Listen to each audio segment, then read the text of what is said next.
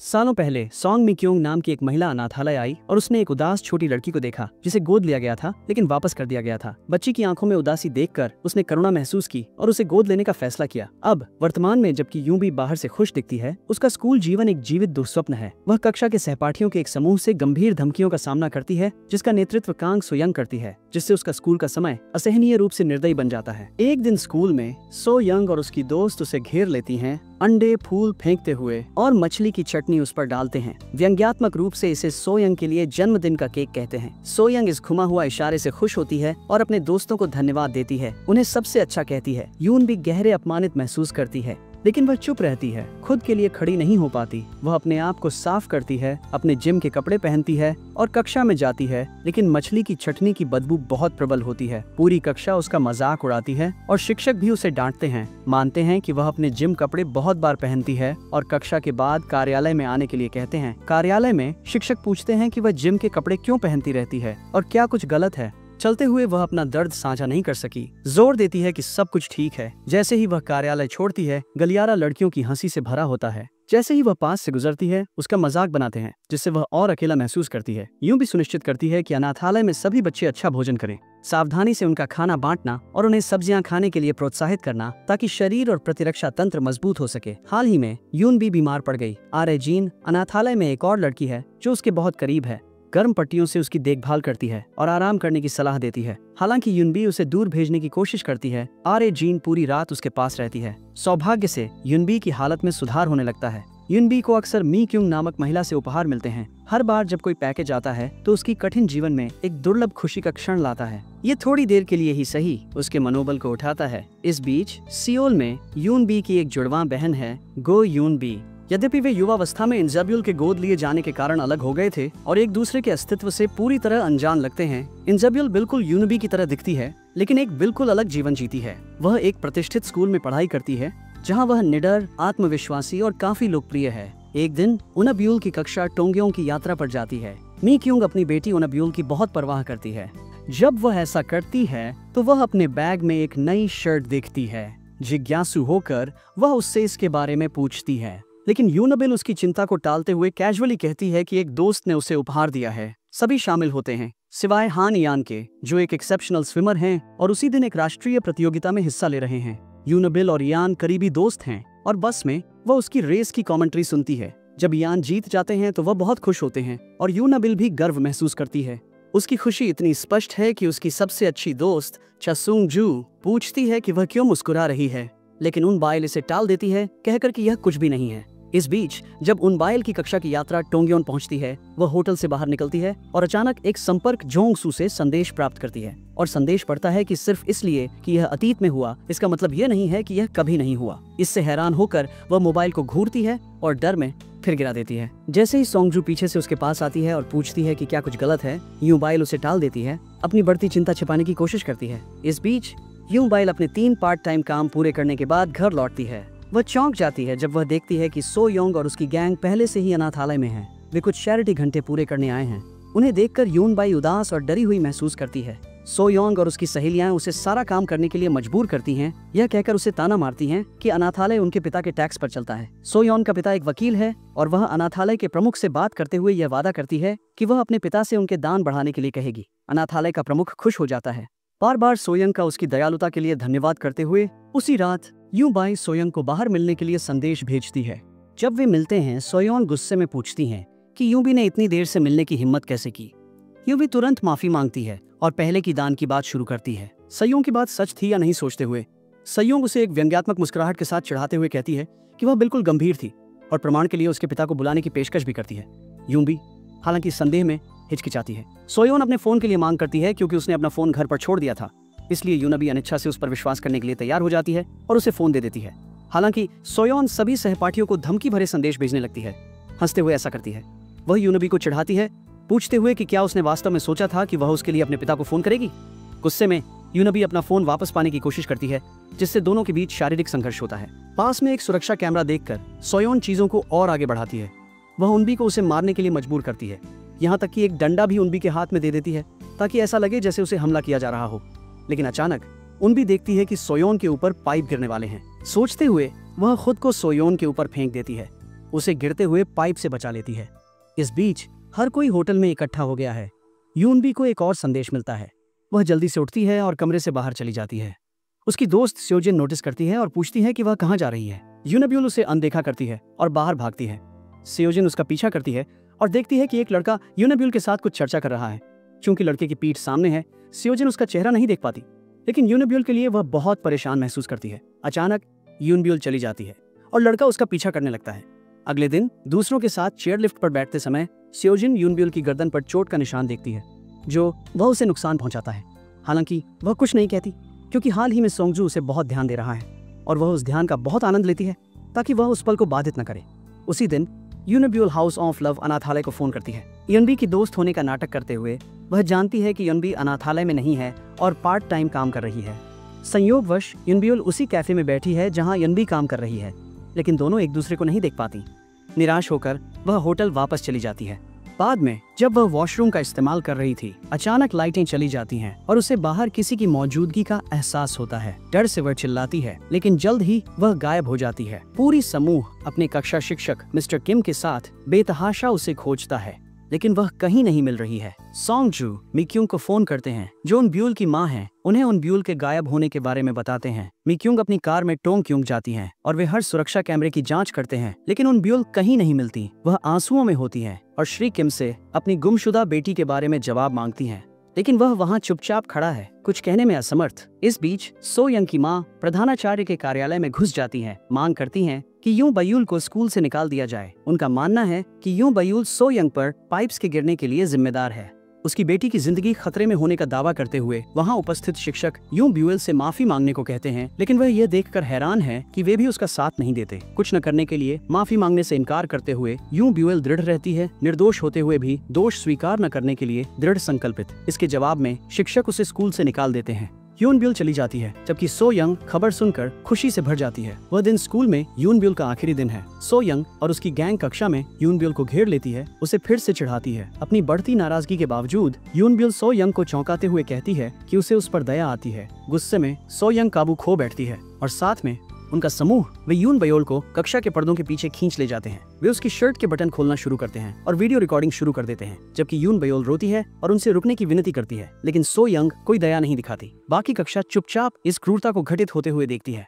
यून बयोल के दुख की अनदेखी करते हुए, गहरे आहत और टूटे हुए यून बयोल बेकाबू होकर रोती है। अपनी निराशा में वह अपना नाम का बैज फाड़कर स्कूल के बाहर जमीन पर फेंक देती है। दर्द और निराशा से अभिभूत होकर यून बयोल समुद्र की ओर बढ़ती है। कोई आशा शेष नहीं होने पर वह आखिरी सांस लेती है और पानी में छलांग लगा देती है। 10 दिनों के बाद मिक्यूंग को अस्पताल से फोन आता है।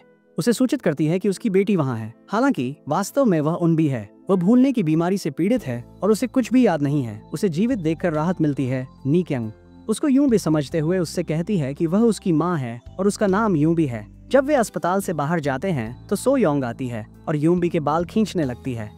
उलझन में वह चिल्लाने लगती है। मिक्यांग आती है, जल्दी से सो यंग को खींचकर उसे दूर रहने की चेतावनी देती है। हैरान सो यंग माफी मांगती है जब मिक्यांग उसे बताती है कि वह उसकी माँ है। इस बीच यान यूंबी की गुमशुदगी को लेकर चिंतित है। उसके राष्ट्रीय तैराकी विजय की रात की यादें लौट आती हैं। जब वह उसे टोंगयांग में खोजने गया था तो उसने उसे अपना इनाम देने का इरादा किया था, लेकिन उसके ठंडे रवैये ने उसे हिचकिचाने पर मजबूर कर दिया। जब वह सोचता है तो उसे उसकी गर्दन पर एक अजीब निशान नजर आता है, जिससे उसकी चिंता बढ़ जाती है। फिर भी यूं ब्यूल ने समझाने से इनकार कर दिया था, जोर देकर कहा था कि वह चला जाए। अब पछतावा उसे घेर लेता है, यह एहसास होते हुए कि उसे रुकना चाहिए था और उस रात उसे मदद की पेशकश करनी चाहिए थी। उसका दिल इस सोच से दुखता है कि शायद अगर उसने कुछ किया होता तो चीजें अलग हो सकती थीं। यान को सोनजू का फोन आता है, जो बताता है कि यूं ब्यूल मिल गई है और अस्पताल में है। वह उससे मिलने के लिए वहाँ दौड़ता है, लेकिन अपनी भूलने की बीमारी के कारण वह इयान और सोनजू को नहीं पहचानती। दोनों चिंतित हैं, लेकिन उसे आश्वस्त करने की कोशिश करते हैं। कहते हैं कि वह जल्द ही याद करेगी। हालांकि यून बायुल को ऐसे अच्छे दोस्त और एक देखभाल करने वाली माँ होने की खुशी होती है। मिक्यूंग उसे अपनी पुरानी तस्वीरें दिखाती है और उसके गोद लिए जाने के बारे में बताती है। यून ब्यूल को थोड़ा अजीब लगता है, लेकिन मिक्यूंग उसे आश्वस्त करती है कि उसे पहले से यह पता था। फिर यून ब्यूल उसके साथ सोने के लिए कहती है, जो मिक्यूंग के लिए आश्चर्यजनक था, क्योंकि यून ब्यूल ने पहले कभी ऐसा नहीं किया था। ये उसके दिल को छू जाता है। अगले दिन स्कूल में वह गोंग ताई क्वांग से मिलती है, जो एक विद्रोही छात्र है। वह उसे अभिवादन करता है और वह मजाक में कहता है कि उसने सच में अपनी याददाश्त खो दी है क्योंकि उसने पहले कभी उसे नहीं पहचाना। वह उसे अस्पताल की छत से नीचे आते हुए देखने की भी याद करती है। जब वह कक्षा में प्रवेश करती है तो सभी उसका अभिवादन करते हैं और वह भी उन्हें जवाब में अभिवादन करती है, जो उसके सहपाठियों को चौंका देता है क्योंकि यूं ब्यूल हमेशा दूर रहती थी और बदतमीज थी। बाद में क्लास एक रेस्तरां में पार्टी के लिए जाती है, लेकिन मालिक के साथ झगड़ा हो जाने के कारण वे सभी पुलिस स्टेशन पहुंच जाते हैं। मिस्टर किम को पुलिस से फोन आता है और वह 12 लाख वोन का बिल भरकर उन्हें छुड़वाते हैं। गुस्से में वह उन्हें डांटते हैं लेकिन जाने देते हैं और उनसे कहते हैं कि अगले दिन स्कूल में मिले। बस स्टॉप पर इंतजार करते हुए यून भी अपनी सहपाठी यंग नून से मिलती है और उसे नमस्ते कहती है। हालांकि यंग नून उसे बताती है कि वे इतने करीब नहीं हैं और शायद ही एक दूसरे से बात करते हैं, जिससे यून भी उलझन में पड़ जाती है। अगले दिन सुबह यून भी सुबह 5 बजे टहलने के लिए उठ जाती है, जिसे देखकर यान को आश्चर्य होता है। वह कहता है कि वह कभी इतनी जल्दी नहीं उठती और हमेशा समय पर स्कूल पहुंचती है। यून भी उलझन में कहती है कि उसकी आंखें उस समय अपने आप खुल जाती हैं। वे स्कूल के पार्क में साथ चलते हैं। यून बाय अपनी लॉकर खोलने में संघर्ष करती है और हार मान लेती है। अचानक एक टीचर यंग यान के साथ प्रवेश करती है और उस पर यंग यान की माँ के गहनों का सेट चुराने का आरोप लगाती है, ये दावा करते हुए कि यह उसके लॉकर के अंदर है। चौंकी हुई यून बाई जोर देती है कि उसका लॉकर नहीं खुलेगा। गोंग ताई क्वांग हस्तक्षेप करता है, कुर्सी से लॉकर को तोड़ देता है और गहनों का सेट वास्तव में उसके अंदर पाया जाता है। यून बी को अविश्वास में छोड़ते हुए यून बी सदमे में जमी हुई खड़ी रहती है जब वह अपने लॉकर में आभूषण सेट पाती है। जैसे ही वह इस अप्रत्याशित तोहफे को समझने की कोशिश करती है, मिस्टर किम आते हैं, उत्सुकता से इस बारे में उनसे पूछने। इससे पहले कि वह कुछ समझा पाती, यान बीच में आकर उसे बाहर ले जाते हैं और यह भरोसा देते हैं कि वह ऐसा काम कभी नहीं कर सकती, भले ही उसकी यादें धुंधली हों। इस बीच मिस्टर किम आगे की जांच करते हैं और जल्द ही सच्चाई का पता लगाते हैं। यंग मून ने गहने रखे थे। जब सामना होता है तो यंग मून अपने इरादों के बारे में बताती है और स्वीकार करती है कि वह अक्सर अन्य लड़कियों के साथ सैर सपाटे के लिए पैसे खर्च करती है, जो केवल उसे उसके पैसों के लिए बुलाती है। उसकी आर्थिक समस्याओं ने उसे यह हताश कदम उठाने पर मजबूर कर दिया, जिससे उसकी कहानी का वह पहलू सामने आया जिसे दूसरों ने नजरअंदाज कर दिया था। यंग मून की माँ यह सच जानकर गुस्से में है और स्कूल में हो रहे भेदभाव को उजागर करने के लिए प्रिंसिपल के कार्यालय की ओर बढ़ती है। मून बी के दोस्त उसे आश्वस्त करते हैं, कहते हैं कि वह कभी ऐसी नहीं थी। अगली सुबह यान के साथ टहलते समय वह यात्रा के दौरान उसे लगी गर्दन की चोटों का जिक्र करता है, लेकिन उसे इसके बारे में कुछ भी याद नहीं है। स्कूल में शिक्षक छात्रों से सवाल पूछते हैं ताकि सच सामने आए। सहपाठी बताते हैं कि कभी किसी ने यंग उनको उनके लिए भुगतान करने के लिए मजबूर नहीं किया। वह हमेशा खुशी से भुगतान करती थी और वे मानते थे कि वह एक धनवान परिवार से आती है। बाद में कैफेटेरिया में कुछ छात्र यूनबी का मजाक उड़ाते हैं। सोंगजू वहाँ आता है और उनके प्लेट पर पानी डाल देता है। यशयूनबी को उसके पिछले जीवन की याद दिलाता है, जहाँ सोयंग ने भी उसके साथ ऐसा ही किया था। जब सोंगजू पूछता है कि क्या हुआ तो वह उसे टाल देती है। उस शाम जब यूनबी और उसकी माँ आराम कर रही होती हैं, मिक्योंग सोचती हैं कि वो अब कितनी अलग है। कहती है कि उसे उसका यह रूप पसंद है। वह उसे बताती है कि वह कभी उसका साथ नहीं छोड़ेगी और हमेशा उसके करीब रहेगी। अगले दिन स्कूल में सोंगजू बहुत गुस्सा हो जाती है जब वह यूनबी की मेज पर एक सफेद फूल देखती है। वह क्लास से पूछताछ करती है और क्लास मॉनिटर मिन जून उसे बताता है कि यंग नून सबसे पहले आई थी। सोंगजू और अन्य छात्र यंग नून को लाइब्रेरी में घेरते हैं। यंग नून स्वीकार करती है कि उसे लगता है कि वह बहिष्कृत है। कहती है कि बाकी लोग तभी उसके साथ रहते हैं जब उन्हें पैसे की जरूरत होती है, अन्यथा उसे नजरअंदाज कर देते हैं। उसने उन्हें उसके बारे में इस तरह बात करते सुना जैसे वह केवल चलती फिरती वॉलेट हो। वह समूह शर्मिंदा महसूस करता है और चला जाता है। बाद में जब यंग यू यूनबी के लॉकर से कुछ ले रही होती है, यूनबी आ जाती है और उससे पूछती है। यूनबी के यह दावा करने पर कि लॉकर वास्तव में यंग यू का है और उन्होंने टे क्वांग के इसे तोड़ने के बाद लॉकर बदल लिया था, यंग यू चौंक जाती है। यंग यू को संदेह होता है कि उसकी याददाश्त लौट आई है, लेकिन पता चलता है कि टे क्वांग ने यूनबी को सब कुछ बताया था। इसके बावजूद यंग यू असभ्य बनी रहती है, ये बताने से इनकार करते हुए कि उसे क्यों चोट पहुंची है। यूनबी फिर यान के साथ स्विमिंग पूल में जाती है, जो सच के सामने आने से खुश है। पानी के पास खेलते हुए वह गलती से गिर जाती है। यान शुरू में घबराता नहीं, मान लेते हुए कि उसे तैरना आता है, लेकिन जब वह डूबने लगती है तब वह उसे बचाने के लिए तुरंत कूद जाता है। जैसे ही वह पानी में गिरती है, यादें वापस आ जाती हैं। उसे याद आता है कि सो योन की प्रताड़ना के कारण उसने समुद्र में कूदने का निर्णय लिया था और उसकी जुड़वा बहन यूनबी जिसने उसकी जान बचाई थी।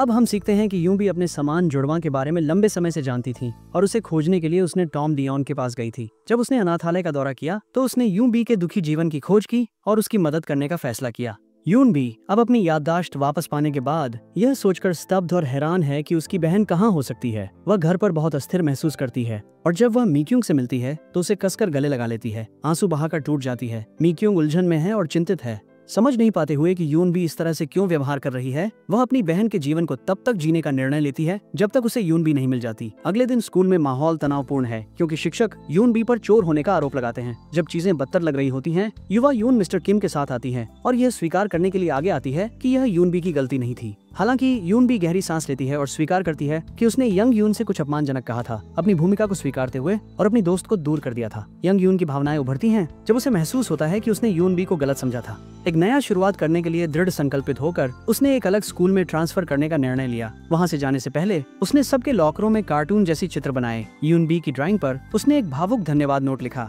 ये कहते हुए कि उसने उसे सही मार्ग पर मार्गदर्शन करने के लिए कितनी आभारी है।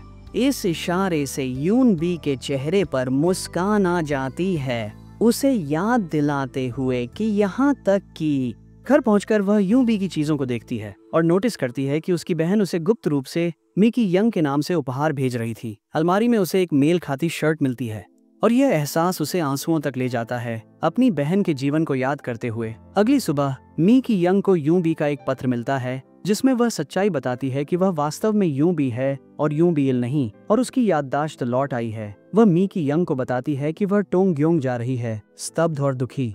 मिकी यंग उसे ढूंढने के लिए बाहर भागती है। यून बी अस्पताल जाती है, उसके दिल में सवाल उमड़ रहे हैं। वह रिसेप्शनिस्ट से पूछती है कि क्या जब उसे बचाया गया था तब कोई और डूबने वाला मरीज भर्ती हुआ था। रिसेप्शनिस्ट उसे सूचित करती है कि कोई भी मरीज पंजीकृत नहीं हुआ था, लेकिन कुछ दिनों बाद समुद्र में एक शव मिला। हैरान और हिल चुकी यूं भी स्मारक की ओर बढ़ती है, अपने सीने में एक अस्थिर कर देने वाला बोझ महसूस करती हुई। स्मारक पर यूं भी चुपचाप खड़ी रहती है, खोई हुई अंदर, सोचते हुए इस रहस्य उद्घाटन से संघर्ष कर रही थी। अचानक मी की माती है, आंसू उनके चेहरे पर बह रहे हैं।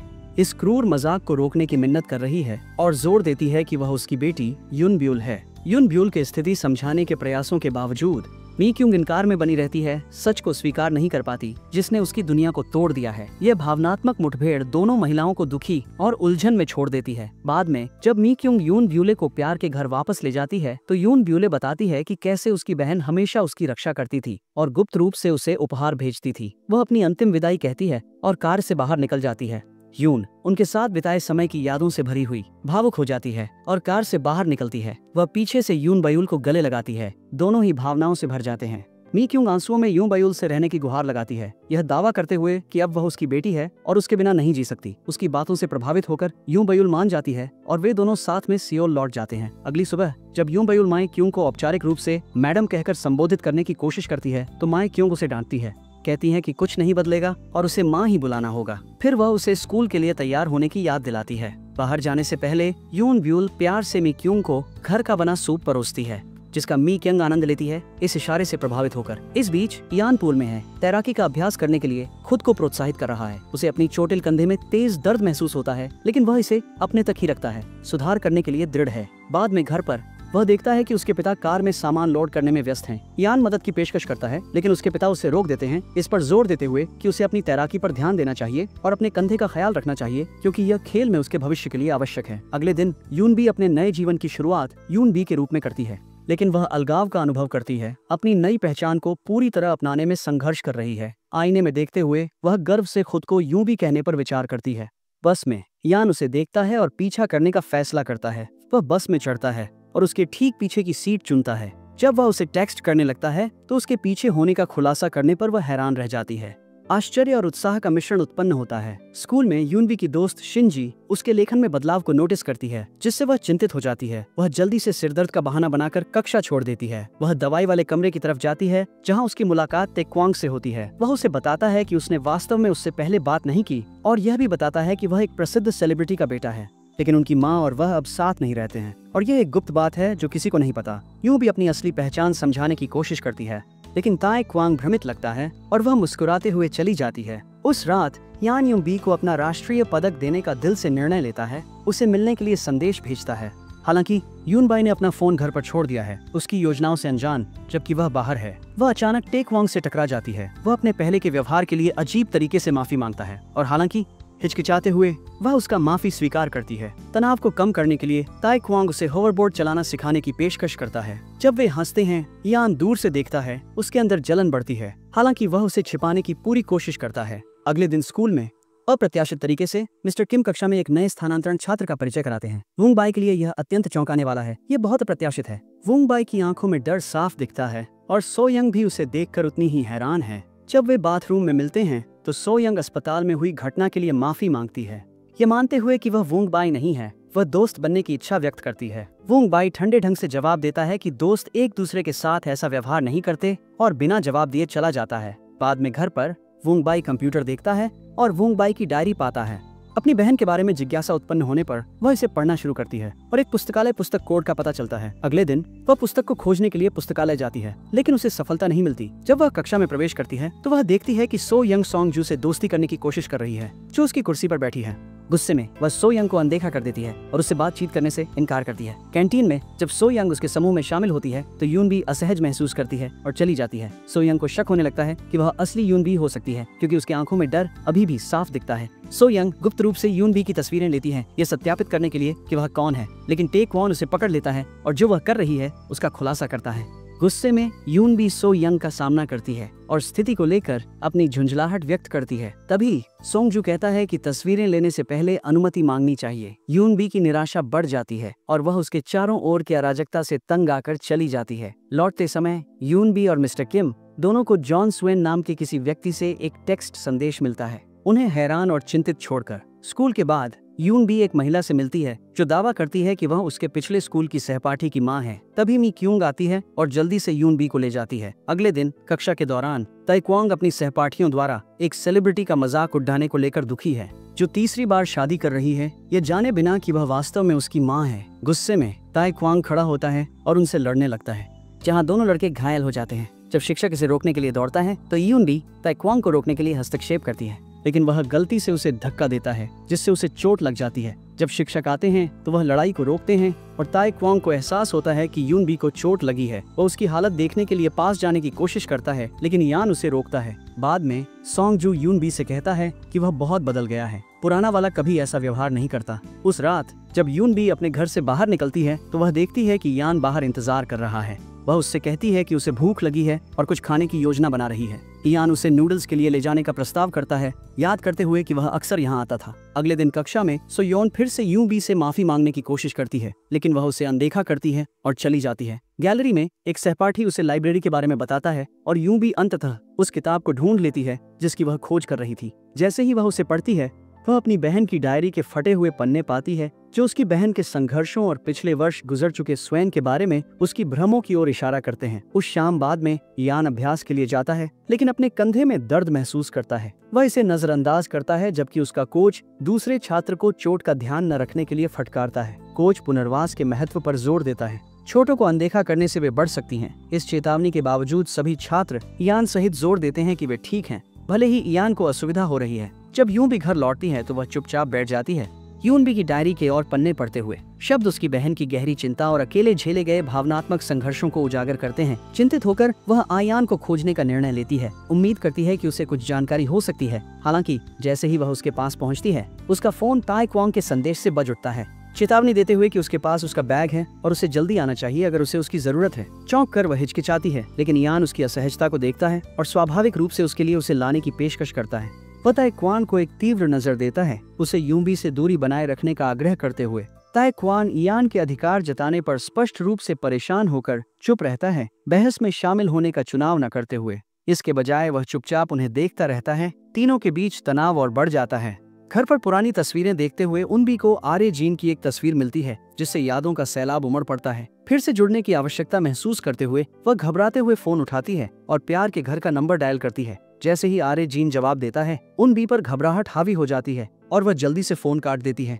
भावनाओं से अभिभूत उसका अतीत और वह राज जो वह अपने भीतर छुपाए हुए है, सहन करना मुश्किल हो जाता है और वह आंसुओं में टूट जाती है। तभी मी क्यंग कमरे में प्रवेश करती है, तुरंत उसे आराम देने के लिए दौड़ती है। वह यून बाई को गले लगाती है, उसे उस क्षण में बहुत ही जरूरी गर्मजोशी और आश्वासन देती है।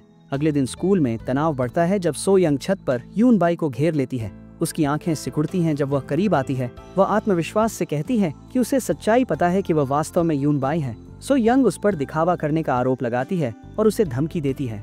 जैसे जैसे तनाव बढ़ता है, सो यंग गुस्से में अपना हाथ उठाने लगती है, लेकिन टेकवांग बीच में आ जाता है, उसे रोकता है और कहता है कि उसे उसकी शांति भंग नहीं करनी चाहिए क्योंकि वह पास में सो रहा है। मून भी फिर अपनी समान जुड़वा बहन के बारे में खुलकर बताती है। वह व्यक्त करती है कि उसकी मौत के बाद से उसने कितना संघर्ष किया है और कैसे वह दर्द सो यंग के प्रति उसके नफरत को बढ़ावा देता है, जो उसे उसकी खोई हुई बहन की याद दिलाता है। सो यंग के साथ टकराव के दौरान वह बहुत भावुक हो जाती है।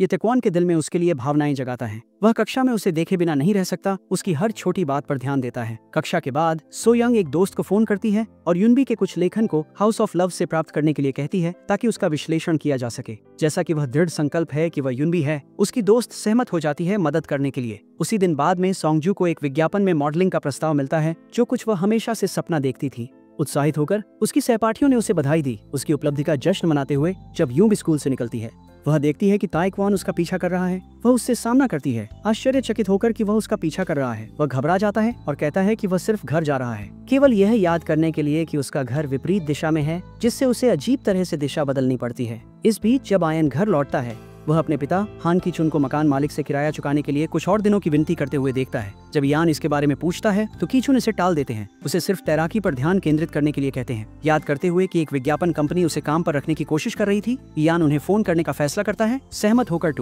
उनके साथ काम करने का। उसे लगता है कि इससे उसके पिता की मदद हो सकती है। अगले दिन स्कूल के बाद यून भी अपनी माँ की दुकान में मदद करती है। बाद में उसकी माँ उसे खरीदारी के लिए ले जाती है, जिससे उसे घर जैसा महसूस होता है। शाम को यून भी और यान एक खेल के मैदान पर जाते हैं, जहाँ वह उन समयों के बारे में बात करता है जब वे बच्चे के रूप में वहाँ खेलते थे। वह अपने बैग से पुराने खिलौने निकालता है और वे साथ में खेलने लगते हैं, उस क्षण का आनंद लेते हुए। जब वे थक जाते हैं तो वे जमीन पर लेट जाते हैं और यान साझा करता है कि यह बहुत क्रूर है कि उसे उसकी कोई याद नहीं है। वह उससे वादा करता है कि वे साथ में नई यादें बनाएंगे। अगले दिन सो यंग यॉनबी की नोटबुक लेती है और उनके हैंडराइटिंग की तुलना करने के लिए चुपके से वॉशरूम में जाती है। प्यार के घर से कुछ पन्ने अपनी दोस्त के माध्यम से प्राप्त करने के बाद वह यह देखकर चौंक जाती है कि उनकी लिखावट पूरी तरह से मेल खाती है। उसे एहसास होता है कि यूं भी वाकई जीवित है। इस बीच सोंगजू की एक शूटिंग शेड्यूल है और जब वह पहुंचती है तो उसे पता चलता है कि यान भी उसी शूट के लिए बुक किया गया है। शुरुआत में उसे लगता है कि वह मुख्य मॉडल होगी, लेकिन उसकी उत्सुकता शर्मिंदगी में बदल जाती है जब उसे पता चलता है कि उसकी भूमिका सिर्फ एक एक्स्ट्रा की है। निर्देशक उसे लगातार मुस्कुराने के लिए कहता है, जिससे उसकी परेशानी और बढ़ जाती है।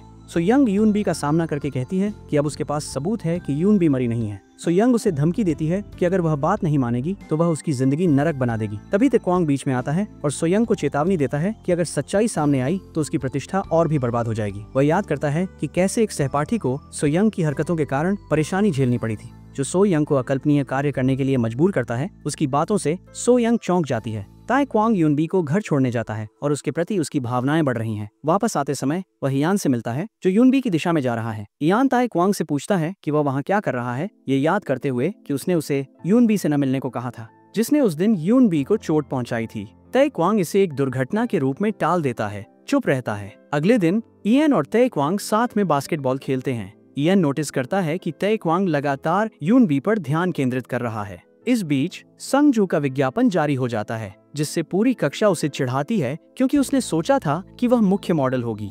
अपमानित होकर वह कक्षा से बाहर जाती है। इसके बाद सो यंग सुंगजू के पास आती है और उसे अपने चाचा से मिलाने का प्रस्ताव देती है, जो एक प्रसिद्ध विज्ञापन कंपनी चलाते हैं। वह सुंगजू को आश्वस्त करती है कि वह उसके लिए एक विशेष साक्षात्कार की व्यवस्था कर सकती है। सुंगजू बहुत खुश हो जाती है और सो यंग का आभार व्यक्त करने लगती है। इस अवसर के लिए कृतज्ञ महसूस करती है। उसी शाम यूं भी अपने दोस्तों के साथ एक रेस्तरां में बैठी है जब सो यंग आती है। जैसे ही सो यंग उनकी मेज के पास आती है, यूं भी जल्दी से खड़ी होती है और बाहर चली जाती है। इयान उसके पीछे जाता है, पूछता है कि क्या गलत है। यूं भी समझाना चाहती है लेकिन असमर्थ महसूस करती है। इयान उसे आश्वस्त करता है कि उनकी दोस्ती के बीच में कुछ नहीं आना चाहिए, लेकिन वह भावुक बनी रहती है और दूर चली जाती है, जिससे इयान हताश हो जाता है। इस बीच सो यंग और सुंगजू गहरे दोस्त बन जाते हैं, जो यून बी को परेशान करता है। वह कोशिश करती है सुंगजू से कहने की कि सो यंग सच्ची नहीं है और वह केवल अपने लाभ के लिए दोस्ती का ढोंग कर रही है। सो यंग इस बातचीत को सुन लेती है और फिर यून भी उससे कहती है कि अगर सुंगजू के साथ कुछ होता है तो वह नहीं कहेगी। एक उलटफेर में हम पता लगाते हैं कि ताइक्वान के पिता जे ह्यून सो यंग के पिता हैं।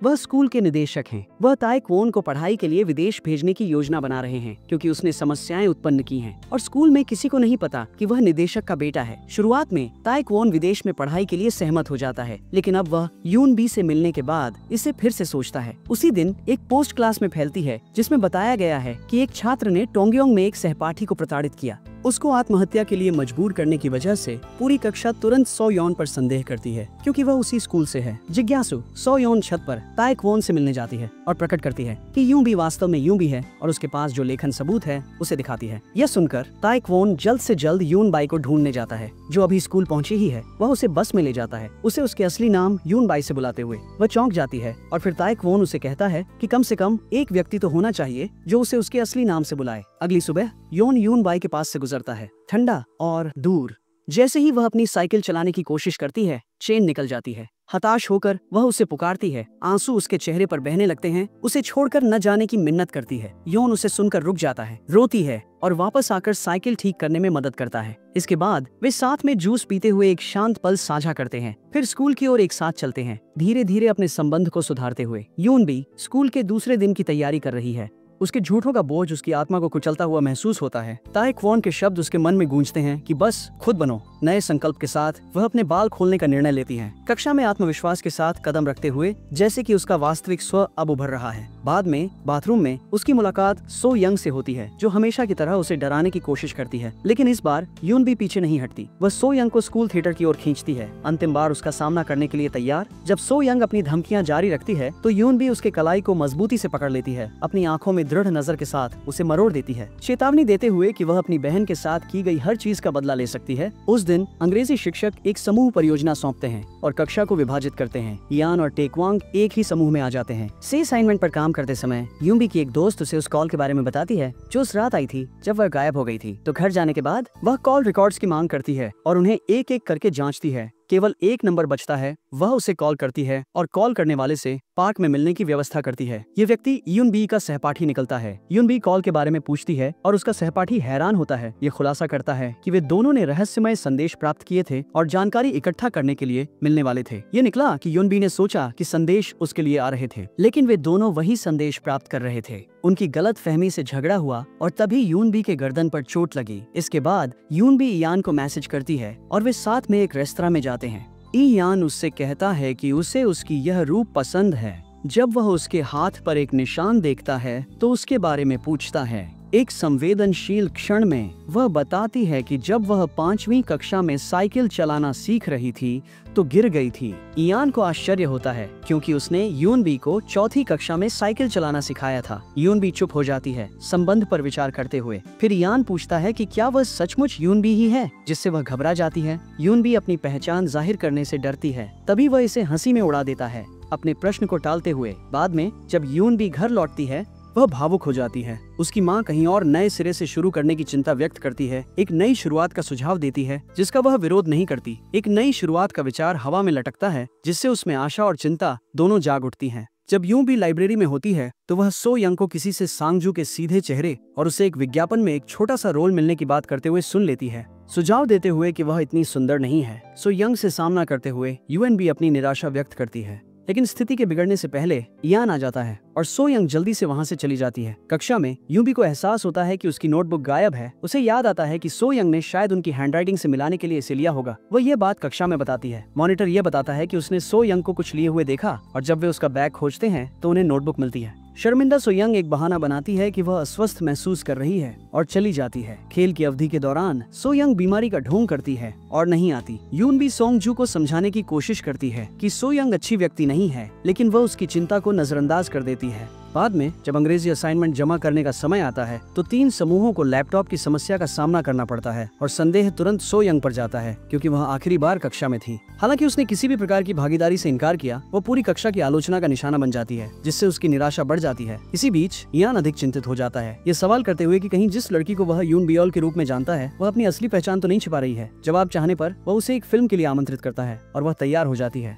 जब एक दुकान पर यून बियोल को एक फुलदार खिलौना दिखाई देता है जो उसे पसंद आता है। हालांकि इयान को याद आता है कि असली यून बियोल को फर से गंभीर एलर्जी थी। ये अवलोकन उसे परेशान करता है, क्योंकि वह संघर्ष करता है ये समझने के लिए कि वह खिलौने के साथ इतनी सहज कैसे हो सकती है। वापस जाते हुए ताइक्वांग उन्हें साथ देखता है और उसे ईर्ष्या महसूस होती है, ये महसूस करते हुए कि उनके बीच एक गहरा संबंध बन रहा है। इस बीच सो यंग अपने पिता से हस्तलेखन के नमूने की जांच कराने के लिए कहती है और परिणाम 45% मेल खाते हैं। ये विश्वास करते हुए कि उसके पास सबूत हैं कि यूं भी अभी भी जीवित है, सो यंग सच्चाई उजागर करने की योजना बनाने लगती है। अगले दिन बस में होने के दौरान यून भी इयान को देखती है। भावनाओं से भरी हुई आंसू भर आते हैं जब वह सोचती है कि अंततः उसे सच बताना है। सो यंग एक आत्मसंतुष्ट चेहरे के साथ उसके पास आती है, सबूत के साथ जो उसे विश्वास है कि यून बी को बाहर निकाल देंगे। वह धमकी देती है कि अगर वह स्कूल नहीं छोड़ती तो वह उसका राज उजागर कर देगी और कहती है कि यह उनके लिए सबसे अच्छा होगा। लेकिन यून बी दृढ़ता से डटी हुई झुकने से इनकार करती है। आत्मविश्वास से भरी वह कागज सो यंग पर वापस फेंक देती है, घोषणा करते हुए कि वह तब तक कहीं नहीं जाएगी जब तक वह इसके षड्यंत्र के युग का अंत नहीं कर देती। फिर वह आत्मविश्वास से चली जाती है, जिससे सो यंग हैरान रह जाती है। इसी बीच इयान अपनी ही सोच में खोया हुआ अपने तैराकी अभ्यास में गोता लगाता है, अपने मन को साफ करने की कोशिश कर रहा है। उसकी स्ट्रोक अधिक आक्रामक हो जाती है क्योंकि वह इस विचार से जूझ रहा है कि जिस लड़की को वह प्रिय मानता है वह नहीं हो सकती जो कहती है। उसकी उलझन बढ़ती है और जैसे ही वह ध्यान केंद्रित करने की कोशिश करता है, उसका कोच आता है, उसे ध्यान न देने के लिए डांटता है। बाद में सो यंग, जो मुखौटे को तोड़ने के लिए उत्सुक है, आखिरकार इयान का सामना करती है और सारे विवरण बताती है, जिससे उसके सबसे बुरे डर की पुष्टि होती है। यून बी शुरू से ही यून बी होने का नाटक कर रही थी। उस रात इयान यून बी से मिलता है और जोर देकर कहता है कि वह यून बी है, लेकिन वह चुप रहती है, भावनाओं से अभिभूत महसूस करते हुए। ताए क्वोन पहुंचता है, यून बी को दूर ले जाने की कोशिश करता है, लेकिन इयान उसका हाथ पकड़ लेता है, जिससे यून बी घोषणा करती है कि उसे सच बताना है। क्वांग चौंक कर उसका हाथ छोड़ देता है और यून बी इयान के सामने खुल जाती है, ये बताते हुए कि वह यून बी है और यून बी उसे बचाने की कोशिश में डूब जाएगी। इयान गहरे अवसाद में चला जाता है और मी क्यंग से सांत्वना मांगता है। वह उससे सब कुछ पूछता है जो हुआ और वह उसे आश्वासन देती है कि वह जानती है कि क्या चल रहा है। मी क्यंग उसे प्रोत्साहित करती है कि वह सहायक बने और सच्चाई को ज्यादा प्रभावित न होने दे। इयान अभी भी उलझन में अपने अगले कदम का पता लगाने के लिए संघर्ष करता है। स्कूल में ताए क्वांग यून बी से मिलता है और उसकी उदास मूड देखकर उसे खुश करने के लिए खाना ऑर्डर करता है। इस बीच मिस्टर किम क्लास मॉनिटर मिंजू से लैपटॉप घटना के बारे में पूछताछ करते हैं, लेकिन मिंजू किसी भी प्रकार की संलिप्तता से इनकार करता है। मिस्टर किम उसे चेतावनी देते हैं कि अगर उसके पास कोई जानकारी है तो उसे सच बता देना चाहिए। मिंजू दबाव महसूस करता है, सहयोग करने से इनकार करता है, जिससे मिस्टर किम को उस पर शक होता है। सोंगजू सो यंग द्वारा आयोजित ऑडिशन के लिए जाती है और उसका इंटरव्यू बेहद सफल होता है। जज उसके प्रदर्शन से प्रभावित नजर आते हैं। यून बी टोंगन्यांग का टिकट बुक करती है और इयन का पदक लेकर यून बी के स्मारक पर जाती है, जिसे उसने यह सोचकर दिया था कि वह यूएनबी है। उसी दिन इयान यूएनबी के स्मारक पर जाता है और पदक देखकर यूएनबी के लिए गहरी भावनाएं विकसित करने लगता है। वापस आते समय इयान खुद को काट लेता है और बस में एक छोटी लड़की उसकी पट्टी बांधने में मदद करती है। ये उसे याद दिलाता है कि कैसे यूनबी ने उसे तब सांत्वना दी थी जब वह रो रहा था। वे दोनों अलग अलग बसों में एक दूसरे को देख लेते हैं, लेकिन बात नहीं करते। उनकी आंखें गहरी भावनात्मक जुड़ाव को व्यक्त करती हैं। आंसू बह रहे हैं। जब इयान घर पहुंचा तो उसने अपने पिता को शराब पीते हुए पाया। उसके पिता ने इयान को भी शामिल होने के लिए आमंत्रित किया, लेकिन इयान जोर देकर कहता है कि वह कुछ दिनों बाद अपनी तैराकी प्रतियोगिता के बाद इंतजार करना चाहता है। अपनी जीत का जश्न मनाने का वादा कर यूं भी बीमार हो जाती है, लेकिन जब निक यंग स्कूल से छुट्टी लेने का सुझाव देते हैं तो वह मना कर देती है। स्कूल जाने के लिए दृढ़ निश्चयी। स्कूल में सो यंग उसका सामना करती है, दावा करते हुए कि उसने सबूत इयान को भेज दिए हैं। यून बी के भीतर गुस्सा उठता है, लेकिन वो इसे नियंत्रित कर लेती है। सो यंग से अभी भी डरती है। कक्षा के दौरान उसकी स्थिति बिगड़ जाती है और वह चिकित्सा कक्ष की ओर जाती है। इयान और ताए क्वोन उसकी सेहत को लेकर चिंतित हो जाते हैं। इयान अपनी सीट पर बना रहता है, जबकि ताए क्वोन डिस्पेंसरी में जाता है और दूसरी खाट पर लेट जाता है, ये दावा करते हुए कि वह भी अस्वस्थ महसूस कर रहा है। थोड़ी देर बाद इयान आता है, लेकिन जब वह यूं बी को सोते हुए देखता है तो चला जाता है। इस बीच एक नई शिक्षिका यंग मिन यंग यूं बी में रुचि लेती है, लेकिन उसकी मंशा संदिग्ध है। एक दिन जब यूं बी स्कूल पहुंचती है तो ताए क्वोन उसे अपनी कार में खींच लेता है और उसे छत वाली इमारत पर ले जाता है, यह बताते हुए कि यह उसका तनाव कम करने का तरीका है। शहर का दृश्य यूनबी का मनोबल बढ़ाता है। अगले दिन जब इयन अपनी तैराकी प्रतियोगिता के लिए जाता है तो सो यंग उसे बताती है कि उसने ही प्रमाण साझा किया था। वह उम्मीद करती है कि वह उसका धन्यवाद करेगा, लेकिन इयान गुस्से में उसे अनदेखा कर बस पर चढ़ जाता है। इसलिए इयान गुस्से में स्कूल चला जाता है, जहां हर कोई उसे अजीब तरह से देखता है। यून बी की पिछली आत्महत्या की पोस्ट कॉलेज के पेज पर वायरल हो गई है और जैसे ही वह कक्षा में प्रवेश करती है उसके सहपाठी गुस्से और दया के साथ उसे देखते हैं। सो यंग यान को मैसेज करती है कि वह यून बी को उजागर करने जा रही है। यान, जो कि अपनी तैराकी प्रतियोगिता शुरू कर रहा है, इसे रोक देता है और यून बी की रक्षा करने के लिए भागता है। रास्ते में वह एक कार दुर्घटना में फंस जाता है, जिससे उसके कंधे में चोट लग जाती है। कक्षा में सो यंग घोषणा करती है कि उसके पास कुछ महत्वपूर्ण साझा करने के लिए है। यून बी के प्रमाण पत्र और आईडी कार्ड दिखाना। कक्षा चौंक गई और इस पर कैसे विश्वास कर पाएगी, इस पर उलझन में है। टेकवांग खड़ा होता है, सो यंग को चुप कराने और यून बी को समझाने का मौका देने की कोशिश करता है। तभी इयान आता है। टेकवांग और इयान सो यंग का सामना करते हैं। कक्षा को बताते हैं कि यून बी की जुड़वा बहन यून बी सो यंग के कामों की वजह से उसने अपनी जान ले ली। स्तब्ध और निरुत्तर सो यंग खड़ी रह जाती है। वह अब दोषी महसूस कर रही है। अफरा तफरी के बीच जब इयान कक्षा छोड़ता है, कक्षा में आते समय हुए दुर्घटना के कारण उनकी चोट बढ़ जाती है और वह जमीन पर गिर जाते हैं। उन्हें अस्पताल ले जाया जाता है, जहां डॉक्टर उसके पिता और कोच को बताते हैं कि वह कम से कम 1 साल तक तैराकी नहीं कर सकेगा। दोनों आदमी इयान के लिए गहरी चिंता में हैं और अब उसके भविष्य के बारे में सोचते हैं। कीचुन इयान से मिलते हैं और उन्हें बताते हैं कि वह 1 साल तक तैराकी नहीं कर सकते, उन्हें यह आश्वासन देते हुए कि समय उनकी सोच से जल्दी बीत जाएगा। इस विनाशकारी खबर को सुनकर इयान का दिल टूट जाता है।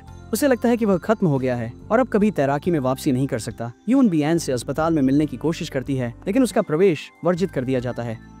टूटे दिल के साथ वह अगले दिन लौटती है और अंततः उससे मिलने का मौका मिलता है। इयान, जो अभी भी अपनी स्थिति से जूझ रहा है, स्वीकार करता है कि वह नहीं चाहता कि लोग उस पर दया करें, जिस कारण से उसने किसी से मिलने से इनकार किया। ताइक्वोन थोड़ी देर बाद आता है और यूबी के साथ मिलकर वे इस बात पर जोर देते हैं कि इयान को भावनात्मक स्थिति के बावजूद खाना खाना चाहिए। यूबी अगले दिन अस्पताल जाती है और इयान उससे बाहर जाने के लिए कहता है। वह रोने लगती है और कमरे से बाहर जाकर बैठ जाती है। ताइक्वांग आता है और उसे आंसुओं में देखकर उसे दिलासा देने की कोशिश करता है। यूनबी अंदर से पूरी तरह टूट चुकी है और ताइक्वांग उसके दर्द को देखकर वह और भी उदास हो जाता है। स्कूल में सोयोंग यूनबी से सामना करती है, उसे धमकी देती है कि वह एक एक करके उसके सभी दोस्तों से उसे काट देगी। सोंगजू ये सुन लेती है और सोयोंग की असली प्रकृति को देखना शुरू कर देती है। जब सोंगजू कैंटीन जाती है तो वह सोयोंग के साथ बैठने की उम्मीद करती है, लेकिन इसके बजाय वह यूनबी के साथ बैठने का फैसला करती है, जिससे सोयोंग नाराज हो जाती है। यूनबी फिर से अस्पताल जाती है, लेकिन यान उससे नहीं मिलता। इसके बजाय वह उसके कमरे के बाहर से उसे बुलाती है, कह रही है कि अगर वह शुरू से ईमानदार होती तो अभी जो कुछ हो रहा है वह पहले ही हो जाता। वह चीजों का अंत इस तरह नहीं चाहती। सोयोंग ने सोंगजू को एक रेस्टोरेंट में बुलाया, उसे अपने चाचा के साथ शूट की व्यवस्था करने का वादा करके उसे प्रभावित करने की कोशिश करते हुए। हालांकि सोंगजू मना कर देती है और अचानक वहाँ से चली जाती है, जिससे सोयोंग नाराज हो जाती है। सोयोंग अपनी माँ के साथ यूनबी के ट्रांसफर की चर्चा करती है। उसकी माँ उसे आश्वासन देती है कि वह स्कूल डायरेक्टर से इस बारे में बात करेगी। अगले दिन सोयोंग की माँ डायरेक्टर से मिलती है, अपने पति के प्रभाव का उपयोग करके यूनबी के ट्रांसफर के लिए दबाव डालती है और डायरेक्टर सहमत हो जाता है। यान स्कूल लौटता है और कैंटीन में खाना मुश्किल पाता है। ताइक्वांग उसकी मदद करता है, लेकिन यान उदास महसूस करता है और बिना खाए चला जाता है। अगले दिन निदेशक एक पुलिस अधिकारी को एक मामले की जांच के लिए बुलाते हैं। वह पिछले साल सोइन की मृत्यु के बारे में पूछताछ करता है, यह नोट करते हुए कि यूनबी ने सबसे पहले शव देखा था। यह चिंताएं बढ़ाता है, जिससे निदेशक एक अनुशासनात्मक समिति बनाने का निर्णय लेते हैं। इस बीच नई शिक्षिका मिनयंग निर्देशक के कार्यालय में पुराने मामले की फाइलें खोजती हैं और सकारात्मक महसूस करती हैं। अपनी मां को फोन करके बताती हैं कि वे अपने लक्ष्य के करीब हो रहे हैं। श्री किम निर्देशक से आग्रह करते हैं कि यूनबी को स्कूल से न निकाले, लेकिन निर्देशक इस बात पर अड़ा है कि उसका निर्णय अंतिम है। जब श्री किम पूछते हैं कि क्या यूनबी और पिछले घटना के बीच कोई संबंध है, तो निर्देशक कहते हैं नहीं। निदेशक थोड़े चौंक कर उसकी चिंताओं को नजरअंदाज करते हैं, जिससे श्री किम का संदेह और बढ़ जाता है। मिक्यंग स्कूल जाती है और अपनी बेटी के ट्रांसफर का विरोध करती है। बिना कारण उसे निष्कासित करने के लिए स्कूल पर कानूनी कार्रवाई की धमकी देती है। एक अनुशासन समिति बनाई जाती है और घोषणा सभी छात्रों को चौंका देती है। ताइक्वान अपने पिता से बात करता है, उनसे अनुरोध कर रहे हैं कि वे कठोर कदम न उठाएं, लेकिन उसका पिता इस बात पर जोर देता है कि यूएनबी से दूर रहना ताइक्वान के लिए अच्छा है। ताइक्वान अपने पिता से कहता है कि वे उसकी निगरानी करना बंद करें। अगले दिन सो यंग यूएनबी को सूचित करता है कि उसे जल्द ही स्कूल से निकाल दिया जाएगा। ये उसे परेशान करता है, लेकिन सिर्फ फिर उसकी माँ आती है और उसे ले जाती है। श्री किम कक्षा में घोषणा करते हैं कि लैपटॉप का मामला हल हो गया है। पूरी कक्षा सो यंग के खिलाफ हो जाती है, उम्मीद करती है कि वह माफी मांगेगी। हालांकि मिन जून, जो क्लास मॉनिटर है, पहल करके माफी मांगता है कि वही वास्तव में दोषी है और अच्छे ग्रेड पाने के लिए उसने ऐसा किया था। एक शिक्षक मिन जून को पुस्तकालय में किताबें व्यवस्थित करने की सजा देते हैं। ऐसा करते समय किताबें गिरते हैं और उन भी वहाँ मदद के लिए है। मिन जून स्वीकार करता है कि उसने अपेक्षा नहीं की थी कि वह उसकी मदद करेगी, क्योंकि वे लंबे समय से एक ही कक्षा में हैं। फिर भी उसने कभी उससे बात नहीं की। उसे याद आता है कि उसने पिछले साल उन बी को कक्षा से बाहर निकलते समय चिल्लाते हुए देखा था। इससे यून बी के लिए और अधिक भ्रम पैदा होता है, क्योंकि वह सत्य की तलाश करती है। स्कूल के बाद यून बी यान के घर के बाहर इंतजार करती है, लेकिन वह उसे अनदेखा करता है और अंदर चला जाता है। कुछ समय बाद वह घर की ओर जाती है, यह जाने बिना कि यान उसे छत से देख रहा है। घर के अंदर मिक्युंग यूबी से बात करती है, चिंता व्यक्त करती है कि उसी सहपाठी के आसपास रहना जिसने उसे आत्महत्या के लिए सताया, यातना होगी। वह यूबी को नए सिरे से शुरुआत के लिए किसी दूसरे स्कूल में स्थानांतरित करने का सुझाव देती है। यूबी सहमत होती है, लेकिन कुछ अधूरे काम पूरे करने के लिए कुछ समय मांगती है। मिक्युंग अनिच्छा से इस अनुरोध को स्वीकार करती है। यूबी यान के घर के बाहर इंतजार करती है, जबकि चून आता है और उसे अंदर बुलाता है। यान पहले से वहाँ होता है और वे साथ में खाना खाते हैं कि चून उनके बीच कुछ तनाव महसूस करता है। जब वह अलविदा कहने की तैयारी करता है, तो वह यूबी से यान का समर्थन करने के लिए कहता है। वो कौन है जिसे लगता है बहुत उदास महसूस कर रही है। वह उसे आश्वासन देती है कि वह इयान के लिए वहाँ होगी। तभी इयान उनके साथ जुड़ता है और किचन उसे आदेश देता है कि वह यूं बाई को घर छोड़ दे। हालांकि इयान शुरू में इस पेशकश से इनकार कर देता है। कुछ मनाने के बाद वह अनिच्छा से सहमत होता है। अगले दिन इयान स्विमिंग पूल के पास खड़ा होता है जब यून भी उससे पूछती है कि उसने थेरेपी क्यों छोड़ी। वह चुप रहता है बिना कोई सफाई दिए और वहाँ से चला जाता है। जब यून भी घर की ओर जाती है तो उसे सुइन से एक और संदेश मिलता है जिसमें उसे कक्षा में आने के लिए कहा जाता है। उत्सुक और चिंतित वह वहाँ जल्दी पहुँचती है लेकिन कमरा खाली पाती है। उसे डराते हुए अचानक एक महिला जिसका चेहरा छिपा हुआ है प्रकट होती है और यून भी से कहती है कि वह जल्द ही वही अकेलापन महसूस करेगी जो सुइन ने अनुभव किया था। यून भी डर जाती है जब महिला कक्षा के दरवाजे को बंद करके भाग जाती है। हताश होकर यून भी दरवाजे पर दस्तक देती है और मदद के लिए चिल्लाती है लेकिन कोई जवाब नहीं मिलता। जब वह किसी को कॉल करने की कोशिश करती है तो उसका फोन बैटरी खत्म होने के कारण बंद हो जाता है। उसी समय मिस्टर किम आते हैं और उसे बचाकर बाहर ले जाते हैं। मिस्टर किम सुझाव देते हैं कि उन्हें इसके बारे में कल उनके कार्यालय में बात करनी चाहिए और वे इयान से मिल जाते हैं। इयान यूनबी के पीले चेहरे को देखकर चिंतित हो जाते हैं। मिस्टर किम उन्हें स्थिति के बारे में बताते हैं और सलाह देते हैं कि यूनबी को सुरक्षित घर ले जाएं। इयान सहमत होते हैं। इस बीच ताइक्वान यूनबी को बार बार फोन करने की कोशिश करते हैं लेकिन उसका फोन बंद है। चिंतित होकर वह उसके घर जाने का फैसला करता है जहां वह यूनबी को इयान के साथ पाता है। उसके परेशान चेहरे को देखकर उसकी चिंता बढ़ जाती है। यून भी चली जाती है उन्हें बात करने के लिए छोड़कर। अगले दिन यून भी सब कुछ समझाने के लिए मिस्टर किम के ऑफिस जाती है। वह बताती है कि उसे सू इन से अस्थिर करने वाले संदेश मिले थे जिसमें उसे कक्षा में आने का निर्देश दिया गया था। मिस्टर किम ध्यान से सुनते हैं। उसके चेहरे की चिंता हर शब्द के साथ बढ़ती जाती है। वह तुरंत सीसीटीवी फुटेज चेक करता है और उसे यह देखकर झटका लगता है कि कक्षा में देखी गई महिला वास्तव में मिसिसिपी मिनयंग है और वह सू इन की बड़ी बहन है। बाद में कक्षा में मिनयंग के व्याख्यान के दौरान मिनयंग अधिक से अधिक असहज महसूस करने लगती है। महिला की आवाज उस आवाज से मेल खाती है जो उसने पिछली रात सुनी थी, जिससे भ्रम और डर पैदा होता है। ताइक्वांग यूं बाएं के पास जाता है, सुइन के मामले से संबंधित अधिक जानकारी पूछता है। जब मिनयंग अनौपचारिक रूप से योइन के कंधे पर थपथपाती है तो वह डर के मारे सिकुड़ जाती है।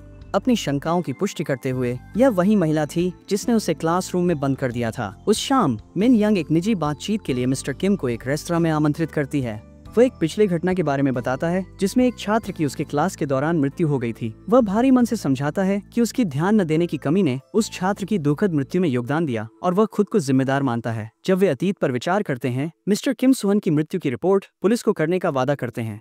पर पिछली गलतियों का बोझ महसूस करते हुए अगले दिन यूनबी स्कूल में मिनयंग का सामना करती है। वे एक शांत क्षेत्र में अलग जाते हैं जहाँ मिनयंग एक दर्दनाक सच्चाई प्रकट करती है। वह बताती है कि उसकी बहन सू यून एक पुराने स्कूल के दोस्त से दोबारा जुड़ने के लिए उत्सुक थी, केवल अलग थलग और धमकाया हुआ महसूस करने के लिए। धमकाने के कारण सू यून को गहरी तकलीफ हुई और अंततः उसकी मृत्यु हो गई। वह संकेत देती है कि यदि किसी ने वास्तव में उसकी परवाह की होती या ध्यान दिया होता तो सू यून शायद अभी भी जीवित होती। फिर मिस्टर किम आते हैं और खुलासा करते हैं कि हर चीज के पीछे असली वजह उन्हीं से जुड़ी है। वह मानते हैं कि उन्हें पहले ही सुयून के बारे में पूछताछ करनी चाहिए थी और मिनयंग को कहते हैं कि अगर उसके पास कुछ कहने के लिए है तो वह बोले। अगले दिन एक पोस्ट वायरल हो जाती है। सुयून के मामले को फिर से खोलती है और क्लास के दौरान उसकी मौत के बारे में स्कूल के खिलाफ आरोपों को उजागर करती है। मीडिया सक्रिय हो जाता है लेकिन स्कूल हर चीज पर चुप्पी साधे हुए है। अगले दिन यून भी इयान को मैसेज करती है, उससे अनुरोध करती है कि वह उसे एक दिन के लिए वैसे ही व्यवहार करे जैसे पहले करता था। कि यूं भी सोचती है कि अगर उस समय उसका एक दोस्त ऐसा होता तो वह शायद कभी अपनी जान लेने की जरूरत महसूस नहीं करती। जब इयान उसे बस स्टॉप पर छोड़ता है तो उससे एक संदेश मिलता है जिसमें वह उसके व्यवहार को लेकर अपनी उलझन व्यक्त करता है। उस रात यह संकेत देते हुए कि उसने शायद उसकी मंशा को गलत समझा, ताइक्वांग यूनबी के घर आता है और अपने भावनाएं उसके साथ साझा करता है। दोनों भावुक हो जाते हैं, यह समझते हुए कि यूनबी उसके लिए कितनी महत्वपूर्ण है। अगले दिन अनुशासन समिति यूनबी को दूसरे स्कूल में स्थानांतरित करने के लिए मजबूर करती है। मी क्यों तर्क देती है कि वह ऐसे स्कूल का हिस्सा नहीं बनना चाहती जो भेदभाव का अभ्यास करता है और छात्रों को स्थानांतरित होने के लिए दबाव डालता है। जब मी क्यों घर पर अपनी चीजें पैक कर रही होती है तभी दरवाजे की घंटी बजती है। जब वह दरवाजा खोलती है तो असली यूनबी को अंदर आते देखकर वह भावनाओं से भरकर नी क्यों रोने लगती है। पूछती है कि वह पूरे समय कहाँ रही। यूनबी समझाती है कि कई साल पहले जब वह गोद लेने के लिए तैयार थी उसने वास्तव में यूनबी को गोद लिया था, लेकिन वह गलती से आ गई। वह उसके संघर्षों के बारे में जानने के बाद उसकी मदद करना चाहती थी। जैसे ही यूनबी अपनी कहानी साझा करती है, वह बताती है कि जब वह यूनबी से मिलने गई थी तो उसने पाया कि उसे यातनाएं दी जा रही थीं। इससे गुस्से में यूनबी उसे बचाने के लिए भागती है। अस्पताल में उसने पता लगाया कि यूनबी अपनी यादें खो चुकी थी, इसलिए यूनबी उसके पास रहने लगी, प्रस्ताव दे रही थी। समर्थन। दोनों बहनें इतने समय बाद मिलकर खुश हैं। अगले दिन यून भी स्कूल जाती है और इतने लंबे समय बाद सोंगजू और अपने दोस्तों को देखकर खुश महसूस करती हैं। वे टिप्पणी करते हैं कि ऐसा लगता है जैसे उसकी याददाश्त लौट रही है, लेकिन वह उनकी बातों को टाल देती है। हालांकि जब वह सो यंग का सामना करती है तो उसका गुस्सा फूट पड़ता है। वह आत्मविश्वास से सो यंग का सामना करती है। यह प्रकट करती है कि उसे उस बुलिंग के बारे में सब कुछ पता है जो सो यंग ने उसकी बहन के साथ की थी। जैसे ही वह सो यंग को थप्पड़ मारने वाली होती है, वह कहती है कि उसे छूने से उसके हाथ गंदे हो सकते हैं।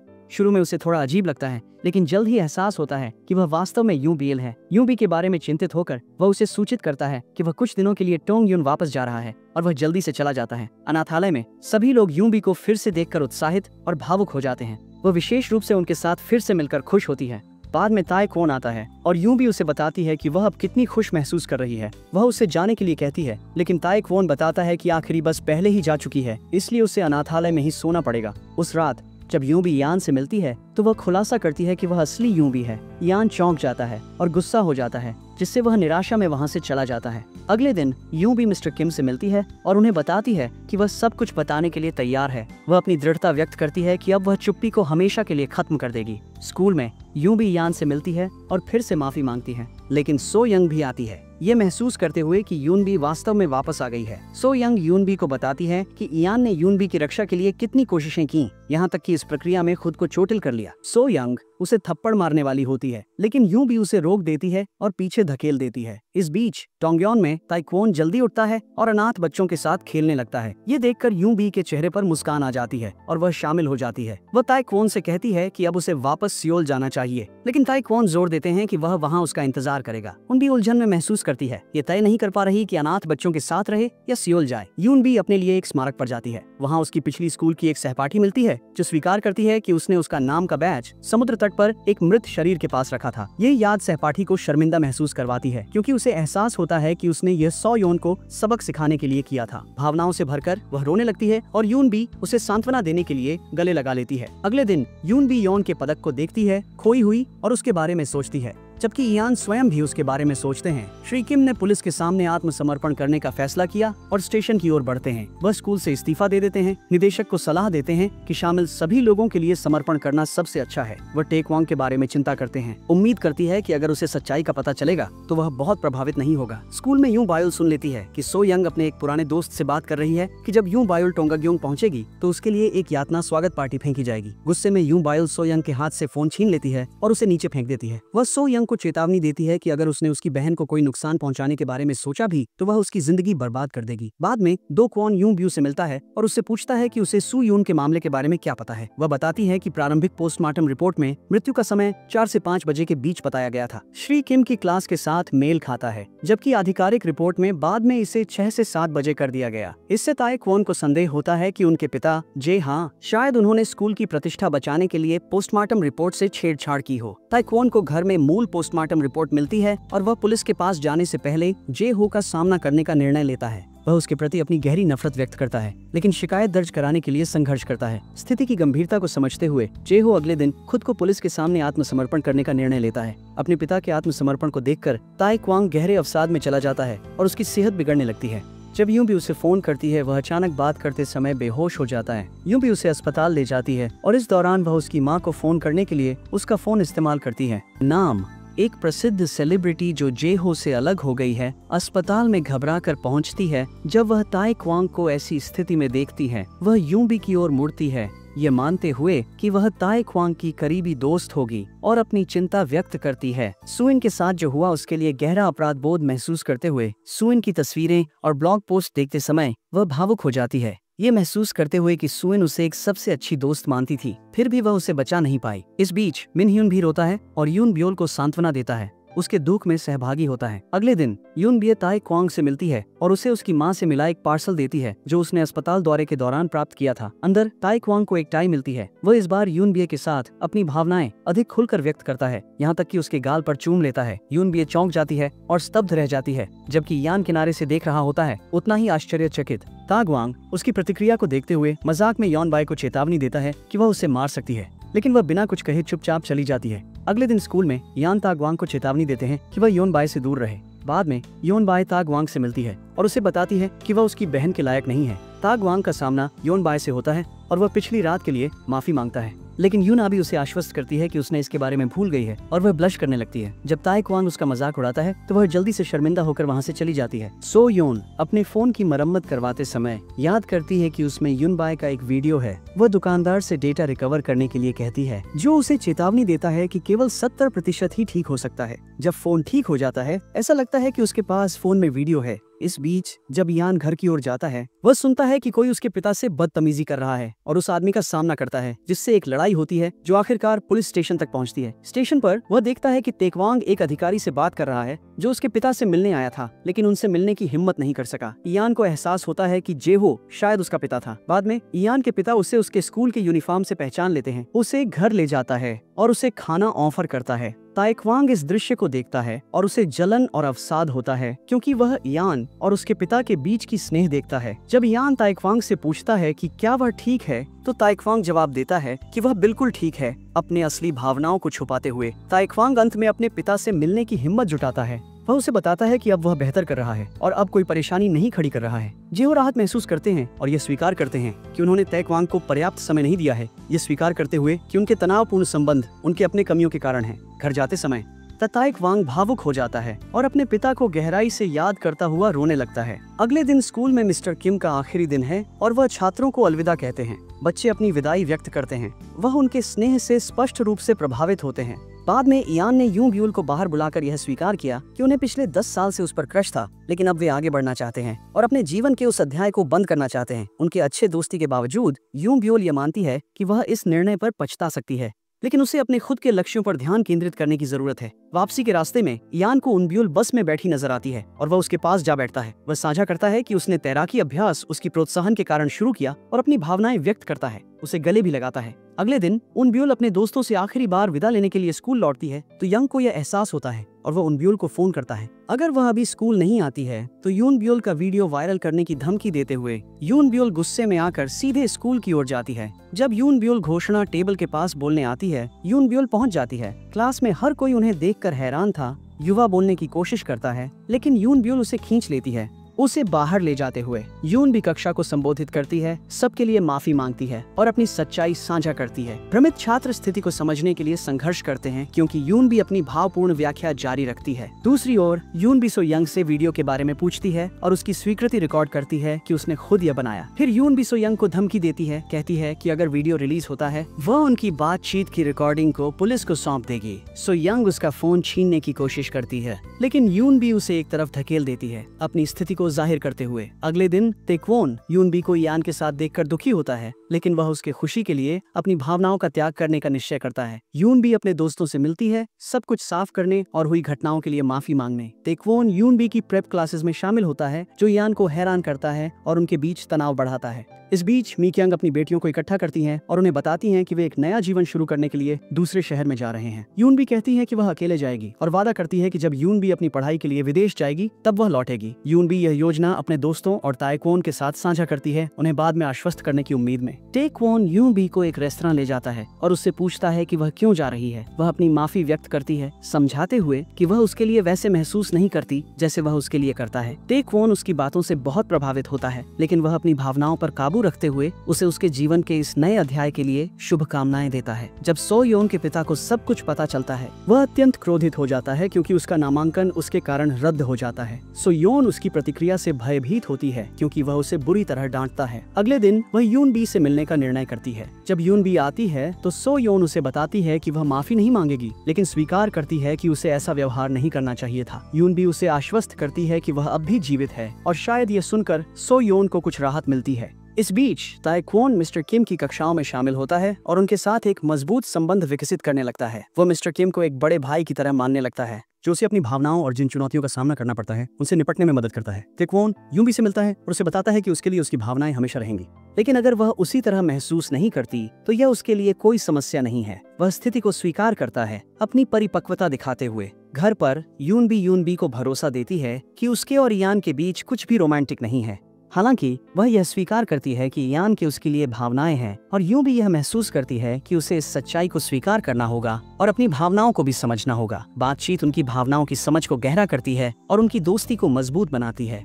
अगले दिन यून भी यान से मिलती है और नई चीजें खोजने की इच्छा व्यक्त करती है, यह बताते हुए कि वह बाद में लौटेगी। यून भी के नई स्कूल में पहले दिन की क्लास के दिन यान की तैराकी प्रतियोगिता है। वह अच्छी शुरुआत करता है, लेकिन कार्यक्रम के दौरान उसने अपनी चोट के कारण रुक गया। वह एक पल के लिए रुकता है, यूं भी के प्रेरक शब्दों को याद करता है जो उसे दर्द सहने और दौड़ खत्म करने के लिए प्रेरित करता है। जब वह अपना प्रदर्शन पूरा करता है तो भीड़ जयकार करने लगती है, उसका नाम चिल्लाने लगती है। यूं भी उत्साहित और सहायक प्रतियोगिता में उसे प्रोत्साहित करने के लिए मौजूद रहती है। कुछ महीनों बाद एक नई छात्रा स्कूल में स्थानांतरित होती है। हर कोई हैरान है, सोचता है कि क्या वह यून भी है या यून बी, लेकिन वह पुष्टि करती है कि वह यूं भी है। वह तेक्वान को संदेश भेजती है और उसे छत पर मिलने के लिए आमंत्रित करती है।